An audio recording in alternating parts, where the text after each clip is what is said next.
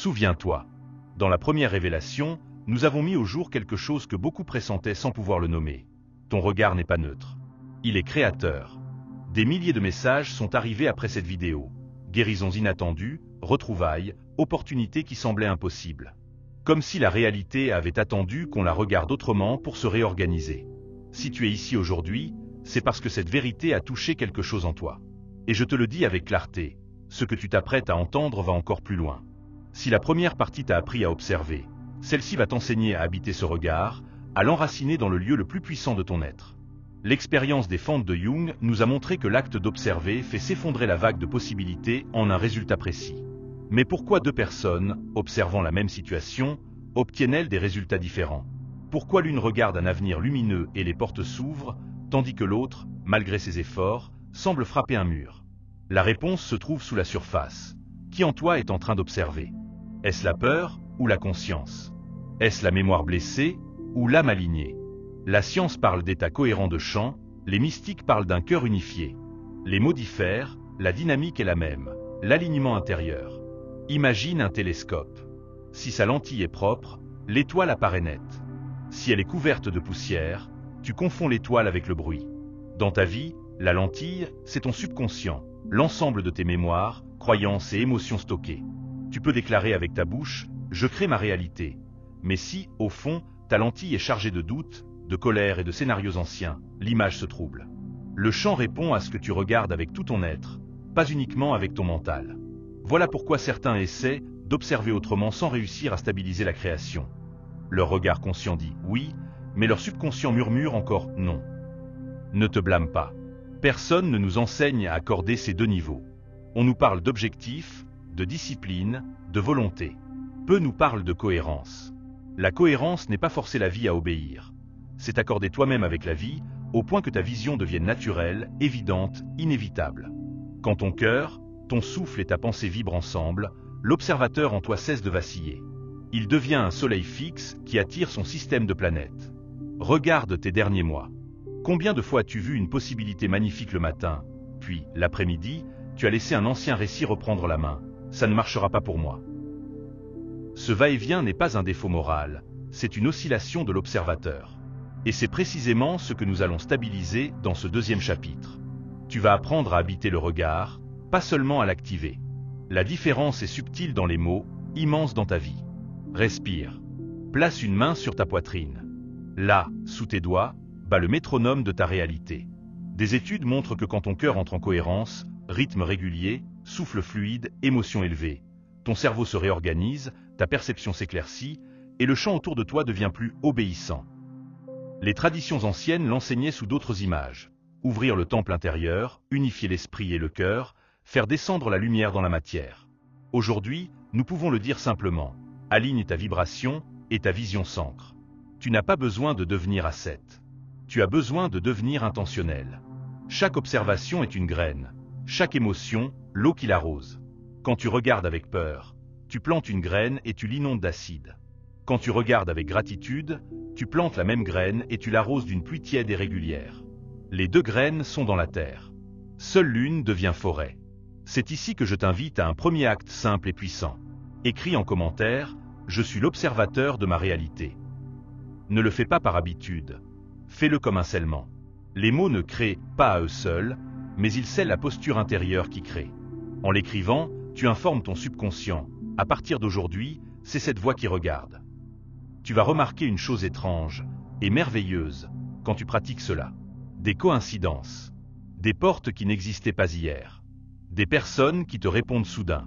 Des obstacles qui se déplacent d'un centimètre, puis d'un mètre, puis disparaissent. Ce ne sont pas des miracles étrangers à toi. C'est ton champ qui répond à un observateur enraciné. L'univers n'est pas un serveur capricieux à qui il faut plaire. C'est un tissu vivant qui prend forme autour de l'aiguille que tu tiens, ta conscience. Je sais ce que pourrait te dire une partie de toi. Et si je me trompe? Et si je me fais des illusions? Laisse-moi te répondre avec douceur et précision. Se tromper, ici, ce n'est pas rêver grand. Se tromper, c'est oublier qui rêve. Quand l'ego rêve, il exige, contrôle, se compare, se fatigue. Quand l'âme rêve, elle respire, elle propose, elle coopère. L'ego observe pour se prouver quelque chose. L'âme observe pour exprimer quelque chose. Le résultat extérieur peut parfois sembler similaire, mais la qualité vibratoire n'a rien à voir. Et le chant reconnaît immédiatement la différence.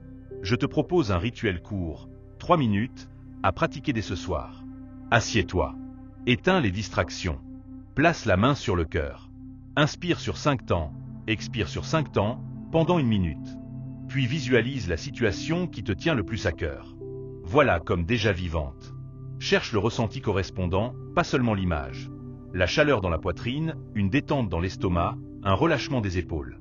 Laisse ce ressenti remplir ta cage thoracique. Puis, chuchote, je l'observe depuis la lumière. Reste là 2 minutes. Tu viens d'enseigner à ton subconscient comment regarder. Répète cela cette soir. Observe. Tu sais ce qui va se passer?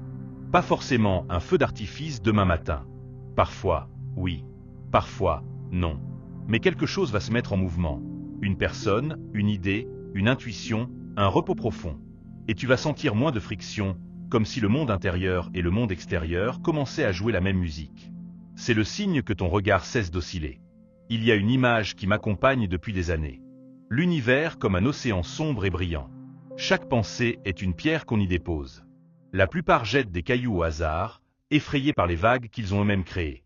Toi, tu apprends à poser la pierre au bon endroit, avec le bon poids du cœur. Alors les ondes forment des cercles harmonieux qui finissent par dessiner un chemin. Et si tu te demandes encore, pourquoi moi? Pourquoi maintenant? Rappelle-toi ceci, l'époque que nous vivons accélère tout. L'incohérence se paie plus vite. La cohérence récompense plus vite. Voilà pourquoi ce second chapitre est crucial. Il ne s'agit pas de rajouter des techniques à ton quotidien, mais de simplifier. Un regard, une respiration, une émotion. Répéter. Stabiliser. Devenant ton habitat. À la fin de cette série, je veux que tu puisses dire « Je n'essaie plus de créer. Je suis la création en train de se regarder. » C'est cela, habiter l'observateur. Ce n'est plus jouer à l'alchimiste dans un laboratoire séparé de la vie. C'est reconnaître que le laboratoire, c'est ton cœur. Et que la matière première, c'est ta présence. Alors reste avec moi. Nous allons descendre une couche de plus, ouvrir une porte que peu ose franchir. La programmation subtile du subconscient, la manière dont le corps, l'émotion et la pensée peuvent s'aligner en un seul faisceau. Quand ce faisceau pointe vers une intention claire, le chant ne discute pas. Il obéit. Tu as commencé à le voir dans la première révélation. Dans cette deuxième, tu vas l'incarner. Et si personne ne te l'a dit aujourd'hui, laisse-moi être le premier. Tu n'es pas en retard, tu n'as rien à rattraper, tu n'as rien cassé. Tu te souviens. Et quand un être humain se souvient qui observe à l'intérieur, le monde entier se réorganise autour de cette mémoire. Tu as compris, dans la première révélation, que ton regard crée. Mais peut-être t'es-tu déjà demandé, pourquoi, malgré mes efforts, j'observe parfois avec foi et rien ne change?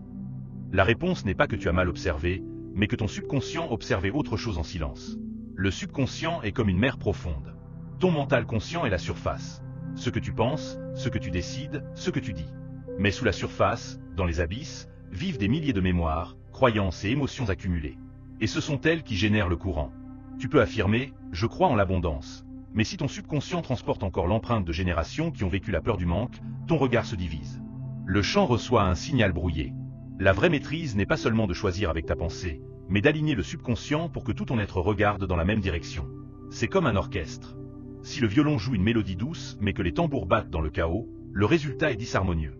Quand tout l'orchestre s'accorde, la vibration devient irrésistible. Imagine un aimant. Si ses particules internes pointent dans des directions différentes, il reste faible. Mais si tout s'aligne, il attire avec une puissance décuplée. Ton subconscient, c'est cet alignement invisible. Tant qu'il reste dispersé, tu ressens de l'effort. Quand il s'aligne, l'attraction devient naturelle.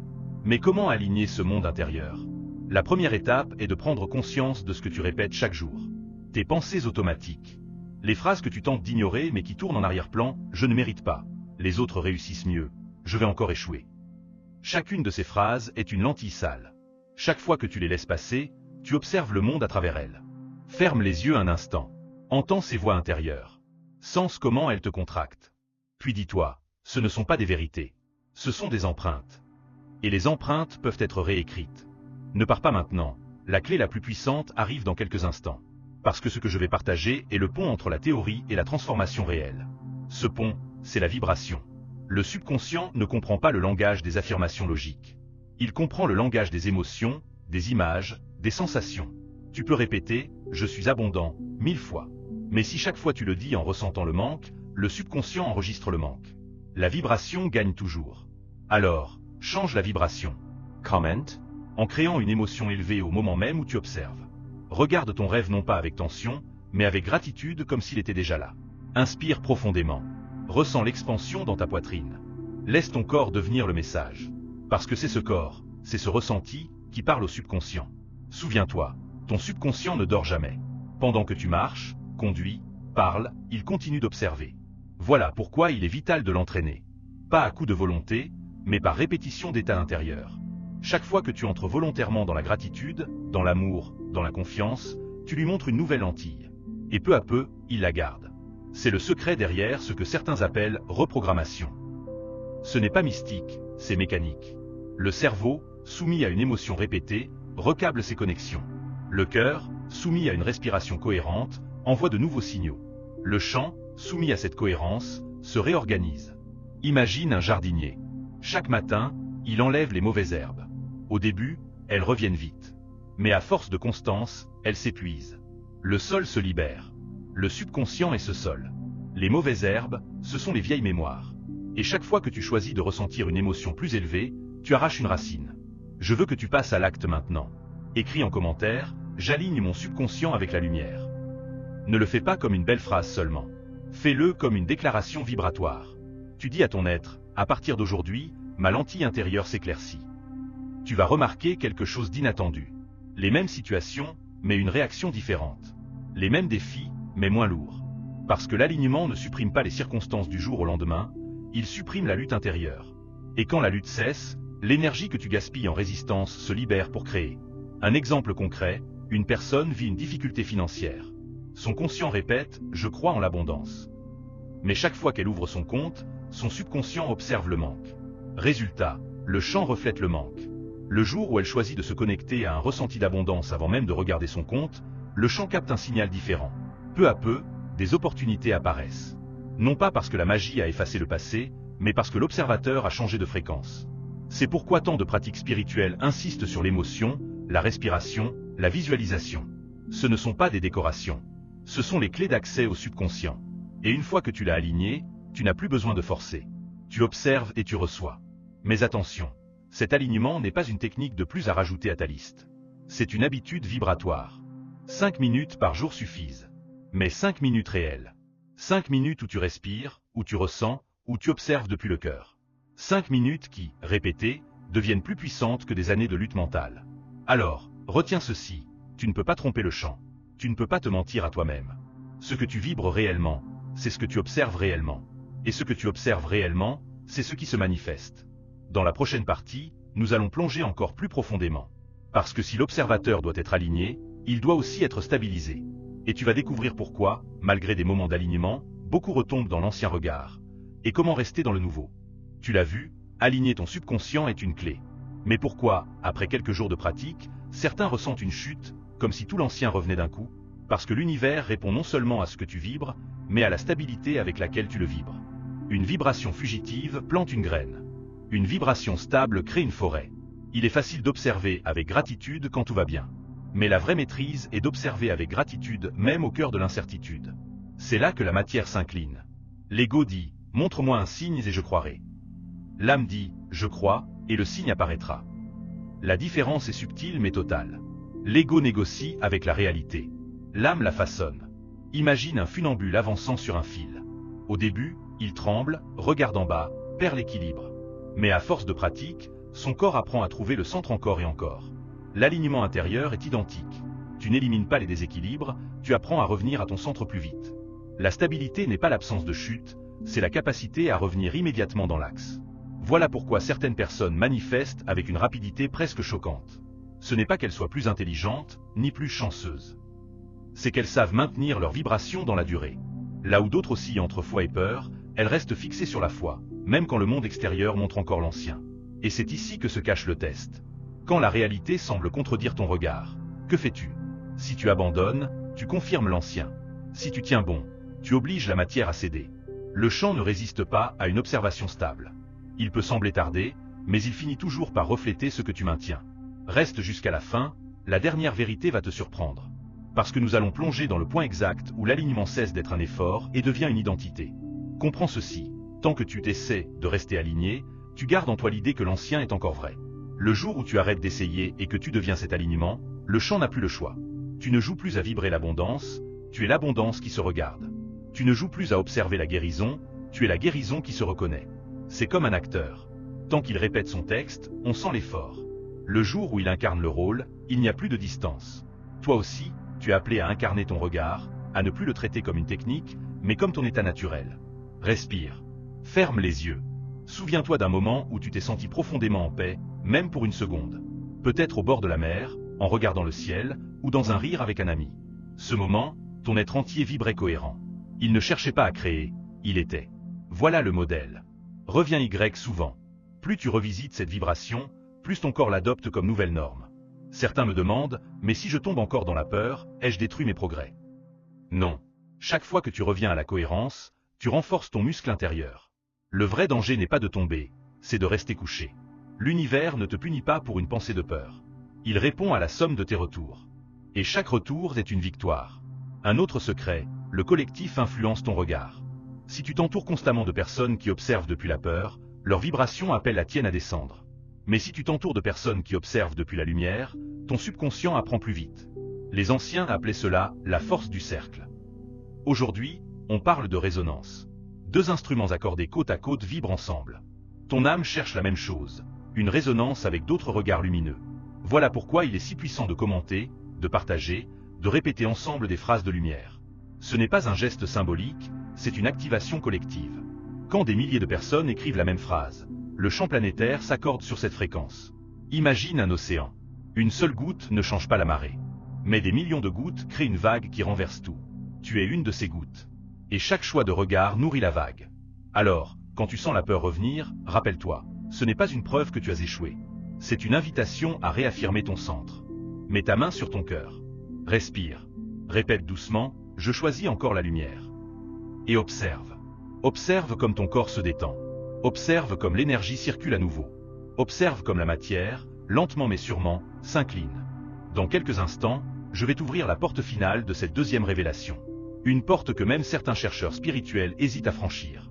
Mais avant cela, retiens ceci, tu es déjà plus puissant que tu ne le crois. Le simple fait de rester ici, d'écouter ces mots, prouve que ton observateur intérieur est en train de s'éveiller.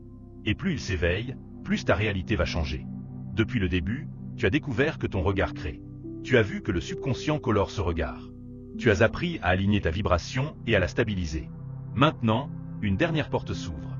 Elle ne s'ouvre pas devant toi comme un miracle extérieur. Elle s'ouvre en toi, comme une évidence que tu avais oubliée. Cette porte, c'est la mémoire originelle de ton âme. Avant les peurs, avant les croyances héritées, avant les blessures, il y avait un état pur. Un état où tu savais que tu étais créateur. Les traditions l'ont appelé de 1000 noms. Présence divine, soi supérieur, lumière intérieure. La science moderne parle de champ unifié, de conscience universelle. Peu importe les mots. Ce qui compte, c'est que tu y as toujours eu accès. Et maintenant, tu te souviens. Imagine un miroir brisé. Chaque éclat reflète une image fragmentée. Tu te regardes et tu crois être incomplet. Mais si tu récollais les morceaux, tu réalises que le miroir n'a jamais perdu sa capacité à refléter la totalité. Ton être est ce miroir. Pendant des années, tu as cru être fragmenté. Mais la deuxième révélation te montre que tu peux ramasser chaque éclat et les unir dans une seule lumière. Beaucoup cherchent à l'extérieur, plus de techniques, plus de prières, plus de preuves. Mais le secret n'a jamais été d'ajouter. Il a toujours été de se rappeler. Se rappeler que tu n'es pas séparé du champ. Tu es le champ. Tu n'es pas une conscience minuscule perdue dans un univers géant. Tu es l'univers qui se regarde depuis un point particulier. Alors respire. Sens cette vérité descendre dans ton corps. Ce n'est pas une idée abstraite, c'est une sensation. L'expansion dans ta poitrine, le calme dans ton souffle, la certitude dans ton ventre. Tu n'as rien à prouver, rien à mériter, seulement à observer depuis cet espace et laisser la vie refléter. C'est ici que tu choisis. Pas demain, pas quand tu auras plus d'argent, plus de santé, plus de reconnaissance.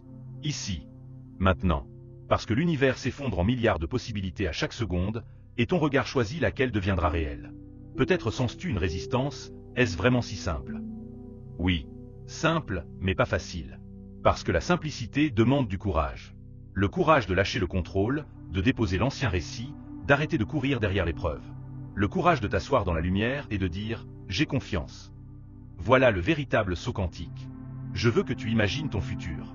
Pas comme un film lointain, mais comme une pièce déjà là, derrière une porte. Chaque fois que tu observes avec peur, tu passes devant la porte sans la voir. Chaque fois que tu observes avec amour, la poignée se desserre. Et un jour, tu entres. Tu ne crées pas ce futur, tu l'autorises simplement à se manifester. Voilà pourquoi je t'invite maintenant à un acte de puissance. Écris en commentaire « Je suis prêt pour la deuxième révélation ». En l'écrivant, tu ne parles pas seulement à toi-même. Tu parles au champ. Tu parles à des milliers d'autres consciences qui liront cette phrase et sentiront l'écho. Ensemble, nous créons une vague. Et si ce message a touché quelque chose en toi, abonne-toi, aime cette vidéo et active la cloche. Chaque mot que tu entendras ici n'est pas du contenu de plus. C'est une étincelle pour réveiller ton observateur, pour stabiliser ton alignement, pour élargir ta réalité. Avant de conclure, laisse-moi te donner une vision. Imagine-toi dans quelques mois. Tu regardes en arrière et tu te souviens de ce moment. Le moment où tu as cessé d'observer depuis la peur. Le moment où tu as choisi d'aligner ton subconscient. Le moment où tu as décidé de stabiliser ton regard.